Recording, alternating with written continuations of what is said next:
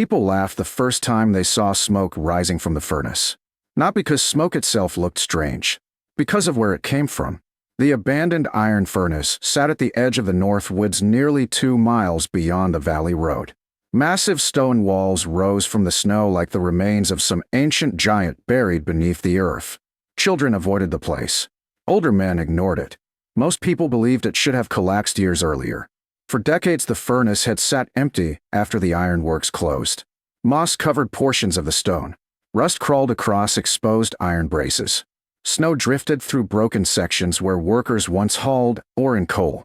Nobody wanted it. Then Samuel Mercer moved his family inside. That was when the laughter started.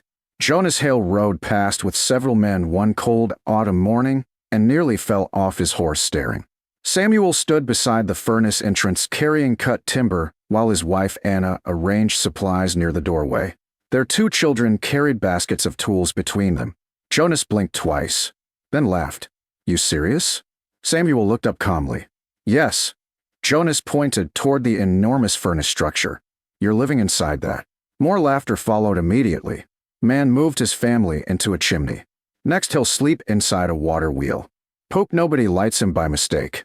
Samuel only smiled faintly, because unlike everyone else, he wasn't seeing an abandoned furnace. He was seeing thermal mass, though he didn't know the fancy words for it. He only understood what he felt. Earlier that spring, Samuel discovered the furnace while searching for old salvage timber. He stepped inside during a cold rainstorm and immediately noticed something strange. The air felt different. Outside, cold wind cut through his coat. Inside the stone furnace structure, the temperature barely changed. The massive stone walls surrounding the furnace measured nearly 4 feet thick in places. Huge amounts of stone and iron absorbed heat slowly and released it slowly too. The structure resisted temperature changes naturally. Samuel never forgot that feeling, especially after remembering the previous winter. Their cabin nearly froze 3 separate times. No matter how much wood they burned, cold always seemed to find a way inside. Heat escaped through walls. Wind pushed through cracks. Roof corners gathered frost. Winter never stopped attacking. Samuel got tired of fighting, so he started thinking differently. Instead of building something lighter, what if he used something heavier?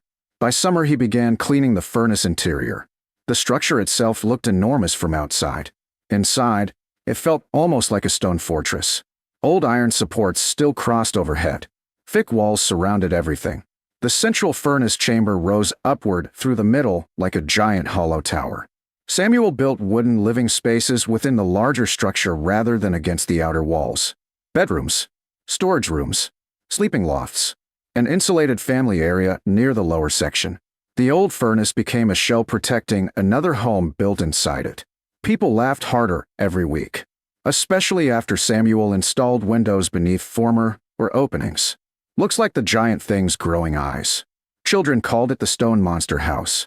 Others referred to it as Mercer Furnace. Samuel ignored all of it, because slowly, he noticed something interesting. Even during cool autumn nights, the furnace interior stayed warmer than outside air. Not dramatically, just enough. Enough to matter. Jonas visited one afternoon while Samuel secured timber framing inside. The moment he stepped through the entrance, he slowed, then stopped. Because outside, cold wind pushed through the trees. Inside, silence. Still air. The thick stone surrounding them muted everything. Jonas looked around carefully. Warm lantern light reflected across enormous stone walls disappearing into shadows overhead. Feels strange. Samuel smiled. Strange how? Jonas frowned. Feels quieter. He was right. The furnace walls absorbed sound almost completely. No sharp wind. No rattling boards. No groaning timber. Just quiet. Samuel walked toward one section of stone. Touch this. Jonas pressed one hand against the wall. Cool, but not freezing. That confused him. Outside temperatures had dropped heavily overnight. Stone should have felt like ice. Instead it remained steady. Stable. Samuel nodded toward it. Changes slower. Jonas stared. What? The stone. Samuel sat beside the stove.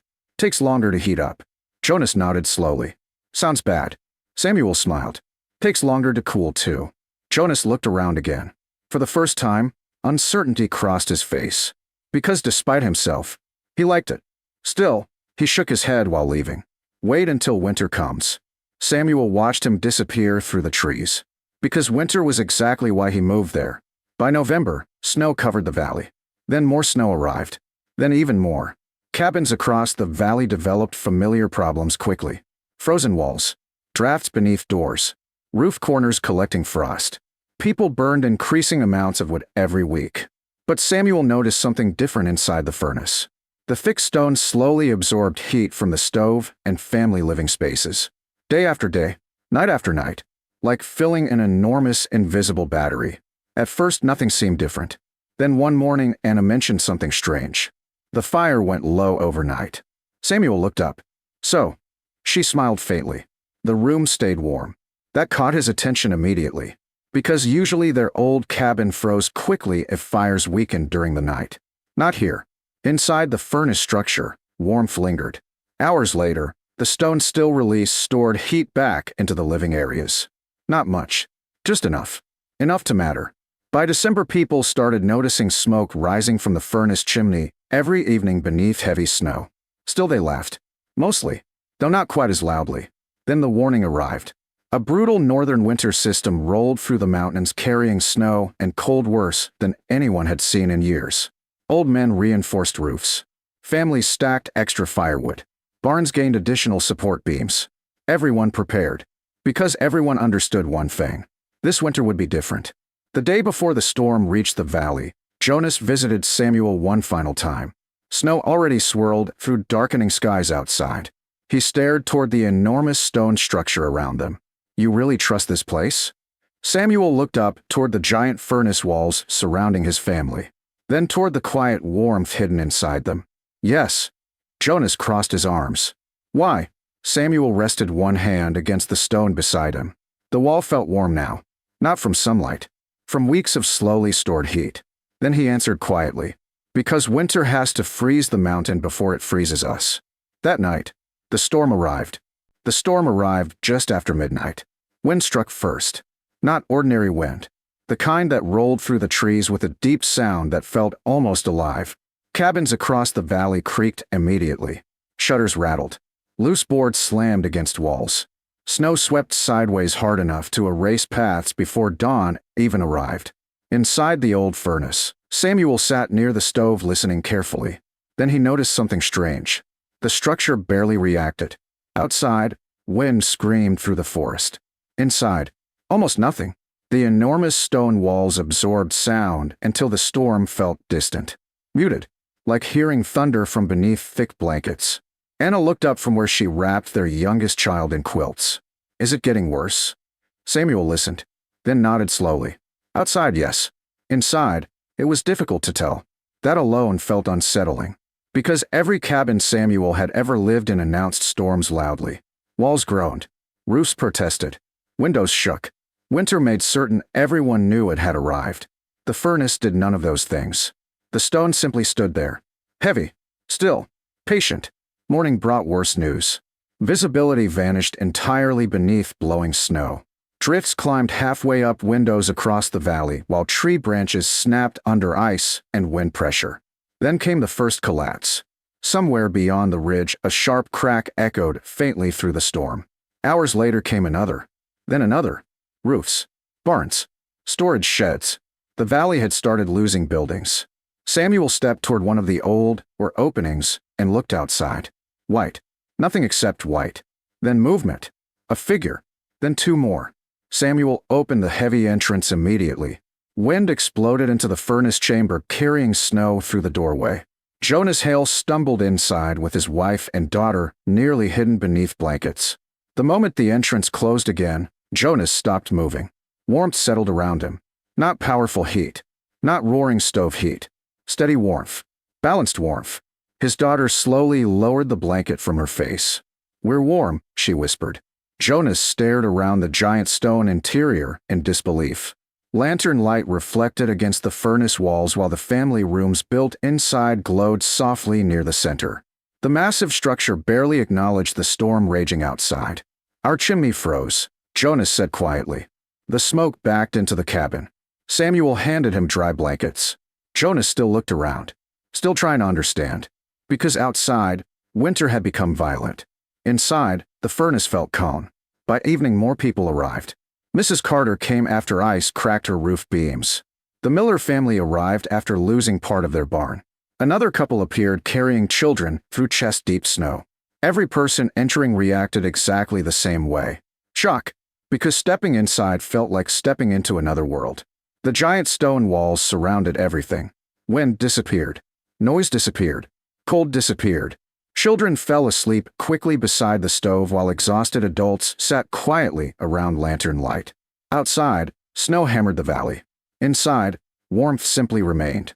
Jonas sat staring toward the furnace walls. "You know what bothers me?" he muttered eventually. Samuel looked over. "I spent all autumn calling this place insane." Several tired smiles appeared around the room. Jonas shook his head. "And now it's the strongest building I've ever stood inside." No one argued, because everyone understood it was true. Outside, lighter structures fought winter constantly. The furnace endured it. That difference suddenly felt enormous. The storm continued through the second day. Then the second night. Snow buried fences completely. Entire wagons vanished beneath drifts. Several cabins disappeared almost to their rooftops. Still, the furnace never changed. The stone walls absorbed warmth from fires and people inside, while releasing stored heat slowly back through the structure. Even when the stove burned lower overnight, temperatures dropped only slightly. The walls themselves had become part of the heating system. Anna noticed it first. Near midnight, she rested her hand against one of the inner stone surfaces. "It's warm." Samuel looked up. She was right. Weeks of heating had slowly filled the stone with energy. Now the structure itself gave warmth back, like a giant invisible stove surrounding them. Not magic. Mass. Time. Preparation. The storm finally weakened during the third morning. Wind softened. Snow slowed. Then silence returned. People stepped outside carefully one by one. Nobody spoke immediately, because the valley looked destroyed. Several cabins had partially collapsed beneath snow weight. Barn roofs leaned dangerously. Broken timber and shattered beams scattered across drifts. Smoke rose weakly from only a few remaining chimneys. Jonas turned slowly toward the furnace. The structure stood exactly as it had before. Massive stone walls. Heavy iron braces. Dark chimneys stretching upward through pale winter light. No damage. No missing sections. Nothing. Just standing there quietly, as if nothing had happened at all. Mrs. Carter touched the outer wall carefully. "Doesn't even look affected." Samuel looked upward. Because it wasn't. The storm had thrown everything it had against the furnace. The furnace had simply existed through it. Jonas laughed softly beneath his breath. "All winter we kept calling this thing an old furnace." Samuel looked toward him. Jonas shook his head. "No." He glanced back toward the towering stone structure. This wasn't a furnace anymore. He looked around at the families gathering near the entrance. At the smoke rising calmly overhead. At the children stepping into sunlight again. Then he finished quietly. It was a fortress. That word spread through the valley afterward. Fortress, not furnace. People visited constantly after the roads reopened. Not to laugh anymore. To measure walls. Ask questions. Understand. Some added stone storage rooms beneath their homes. Others built thicker foundations and earth-backed walls. The valley changed slowly after that winter. Not because Samuel invented something new. Because he saw value where everyone else saw ruins. One evening, near the first spring thaw, Jonas stood beside him watching meltwater drip from snow-covered branches. "You know," he admitted quietly, "I really thought you'd lost your mind." Samuel smiled faintly. "You weren't alone." Jonas looked back toward the giant furnace one last time. Toward the structure everyone mocked. Toward the place that carried families safely through 6 months of snow. Then he said quietly, "Turns out you weren't living inside a furnace." Samuel raised an eyebrow. Jonas smiled. "You were living inside a mountain people forgot existed."